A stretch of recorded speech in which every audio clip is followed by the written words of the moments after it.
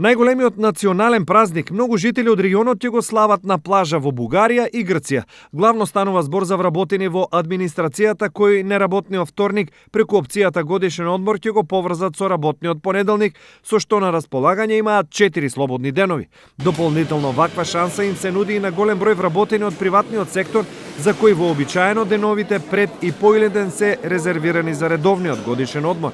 Најатрактивни за граѓаните во овој период се понудите во Банско, каде за помалку пари од вообичаено добиваат комплетна услуга. Сега најмногу се продаваат хотелите во Банско, каде што има убави понуди, по поволни цени, каде што добар хотел со 4 звезди на all inclusive е околу 20 евра, полупансион 18 може да се најде, некои подобри полуксузни хотели кои што чинат малку повеќе, меѓутоа пак затоа и услугата е доста подобра. Оние пак кои сакаат продолжениот викенд да го поминат на море, најчесто ја избираат Грција, но сместувањето таму во висока сезона е проблем, па агенциите нудат друга опција. Како надокнада за оние кои што имаат слободен ден и сакаат да го поминат денот на море, имаме еднодневни екскурзии, каде што ќе имаме на 31 за Паралија Олимпик бич и на Халкидики на Калитеа ќе биде еднодневната екскурзија.